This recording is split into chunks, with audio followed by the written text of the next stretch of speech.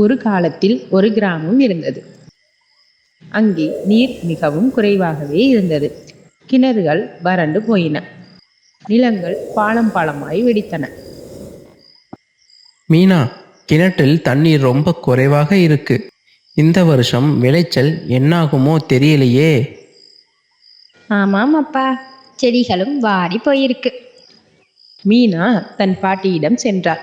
பாட்டி ஒரு சிறு பானையில் இருந்து தண்ணீரை மிக கவனமாக எடுத்துக்கொண்டிருந்தார். பாட்டி, ஏன் இவ்வளவு குறைவாக தண்ணீர் எடுக்கிறீங்க? மீனா, நீர் என்பது ஒரு பொக்கிஷம். அதை ஒவ்வொரு துளியும் பொன் போல பாதுகாக்க வேண்டும். என் சிறு வயதில் நாங்கள் மழை நீரை சேமித்து வைப்போம். ஒவ்வொரு வீட்டிலும் பெரிய தொட்டிகள் இருக்கும். மழை நீரை சேமிப்பதா? எப்படி? ஆம், மழை பெய்யும் போது கூரையில் இருந்து வரும் நீரை குழாய்கள் மூலம் பெரிய தொட்டிகளில் சேமிப்போம். கோடை காலத்தில் அந்த நீர் மிகவும் பயனுள்ளதாக இருக்கும். மீனாவுக்கு ஒரு யோசனை தோன்றியது. அவள் தன் அப்பாவிடம் ஓடி பாட்டி சொன்னதை விளக்கினாள். முதலில் அப்பாவுக்கு சந்தேகம், ஆனால் பிறகு ஒத்துக்கொண்டார். அப்பா, பாட்டி சொன்னாங்க மழை நீரை சேமிக்கலாம்னு.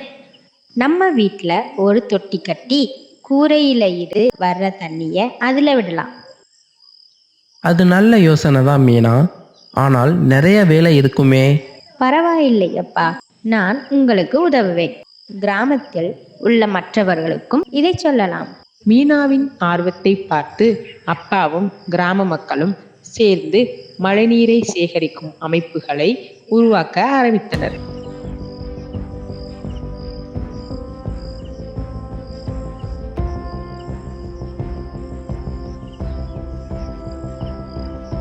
ஒவ்வொரு துளி நீரையும் சேமிப்பது ஒரு புதிய நம்பிக்கையை விதைத்தது. ஒரு நாள் கருமேகங்கள் திரண்டன. பலத்த மழை பெய்ய தொடங்கியது. சேமிப்பு தொட்டிகள் மெதுவாக நீரால் நிறைந்தன. பார் மீனா, தண்ணீர் நிரம்பி வழியுது. உன் பாட்டியின் யோசனையும் உன் விடாமுயற்சியும் தான் இந்த கிராமத்தை காப்பாற்றியது. ஆமாப்பா, நீ யாரும் தண்ணீருக்காக கஷ்டப்பட மாட்டாங்க. அந்த மழை நீரை சேமித்ததால் கோடை காலத்திலும் கிணறுகள் வறண்டு போகவில்லை. கிராமம் மீண்டும் செழித்தது. மீனாவும் பாட்டியும் அப்பாவும் மகிழ்ந்தனர்.